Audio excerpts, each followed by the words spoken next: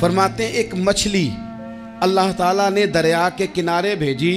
फरमाते हैं वो थी तो मछली पर पहाड़ जितनी थी। बुखारी में लफ्ज हैं, हजरत जाबिर इब्न अब्दुल्ला रदी अल्लाह ताला अन्हु फरमाते हैं 300 आदमी 18 दिन तक उस मछली को खाते रहे, मछली खत्म ही नहीं हुई। मछलियां नहीं, मछली। कहते हैं 18 दिन 300 बंदा खाता रहा, मछली खत्म ही नहीं हुई। और फरमाते हैं कि उसकी हड्डी निकाल के, कांटा कहेंगे आप अपनी जुबान में, कहते हैं वो निकाल के ना तो उसको खड़ा किया ना जब, तो ऊंट कजावे समेत उसके बीच से गुजर जाता था। 2 उसके कांटे जोड़े। फरमाते हैं वो उसका गोश्त हम खाते थे और उसकी चर्बी बतौर तेल के हम जिस्मों पे मलते थे, बीमारों को उससे सुकून आता था, तंदुरुस्ती शिफा होती थी। फरमाते हैं हम खाया भी हमने और कुछ लेके हम मदीने भी गए, और कुर्बान जाए नबी पाक ने भी उसमें से खाया। हमने अर्ज की हुजूर ये मुअम्मा क्या है, ये माजरा क्या है?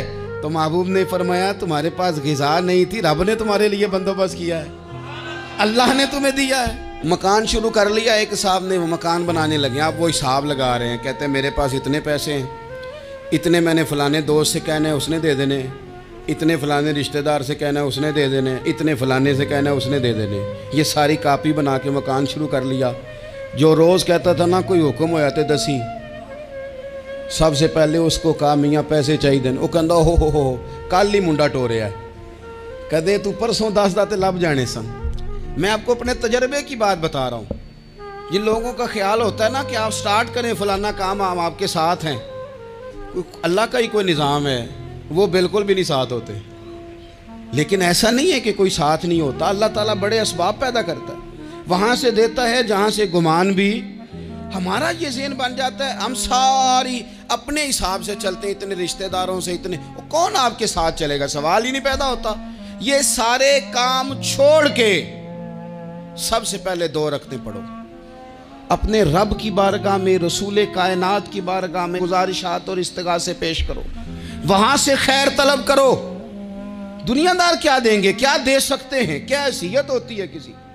अल्लाह कहता है वहां से दूंगा। तो जो अल्लाह माल दे वो लेना चाहिए कि रिश्तेदारों का माल देखना चाहिए? जो अल्लाह दे वो लेना चाहिए कि सेठों नवाबों की जेबें देखनी चाहिए? जो अल्लाह दे वो कबूल करना चाहिए या देखना चाहिए कौन सा आदमी कहां पहुंच गया? छोड़ो, अपनी मट्टी पे चलने का सलीका सीखो। किसी के संग मरमर पे चलोगे तो फिसल जाओगे, फिसल जा। इस पर एक और बात अर्ज कर दूं, सही बुखारी से, मुस्लिम से एक और बात। कुछ चीजें ऐसी हैं जिनसे अल्लाह की मदद आती है, मदद मिलती है। एक चीज उनमें से ऐसी है जिससे बहुत मदद नाज़िल होती है, वो है कि जब रब आपको दे ना तो फिर आप भी उसके रास्ते में दें, फिर मदद आती है, फिर और आता है। बुखारी मुस्लिम में हदीस है, ये ज़्यादा ही तवज्जो तलब अमर है, इस पर आप गौर करेंगे। हज़रत अबू हुरैरा फरमाते हैं कि नबी पाक अलैहिस्सलाम ने फरमाया एक शख्स ने बादलों के अंदर से आवाज़ सुनी कि फ़लाँ आदमी का खेत और बाग खुश्क हो गया है, वहाँ बरसो और उसके खेत को सैराब करो। वो बड़ा हैरान हुआ कि बादल से आवाज़ आ रही। फिर उसने देखा कि एक पहाड़ी पर बारिश हुई, वो बादल वहाँ बरसा, फिर नालियों से होता हुआ पानी एक तरफ चला। तो जिसने आवाज़ सुनी थी, हुजूर बयान कर रहे हैं, वो भी पीछे पीछे चला कि पानी किधर जा रहा है। उसने जाके देखा कि एक मकाम पे एक बाग को वो पानी लग रहा है और एक आदमी वो पानी लगा रहा है। उसने उससे पूछा तेरा नाम क्या है? उसने कहा क्यों? कहने लगा बता ना। उसने नाम बताया तो कहने लगा यही तो वो नाम है जो मैंने बादलों के अंदर से सुना है कि फलां के खेत को पानी दे दो। उसने कहा यार तू क्या अमल करता है कि स्पेशल तेरे लिए बारिश बरसे?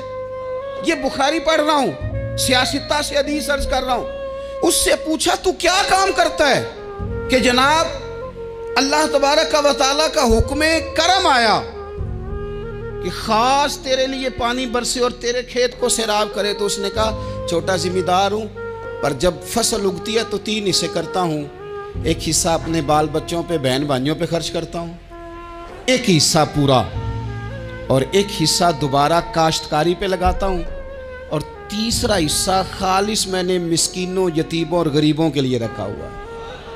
वो जो तीसरा हिस्सा, अल्लाह करे आप समझे, वो रब के बंदों पे तीसरा हिस्सा खर्च करता है ना, तो करीम मालिक ने फरमाया, जहाँ से गरीब का हिस्सा जाता है वो खेत खुश्क नहीं रहना चाहिए, वो जहाँ से मिस्कीन रोटी खाते हैं वो खुश्क ना रहे, जहाँ से यतीमों को कुछ आता है कहीं उसकी फसल रह ना जाए।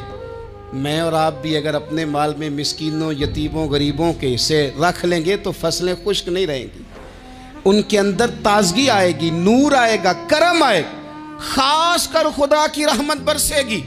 मदद अल्लाह से चाहें, अपनी तवज्जुहात का मरकज रब रसूल की ज़ात को बनाएं, फिर आप महसूस करेंगे कि बड़ी जल्दी अल्लाह ताला की मदद आने लगी है।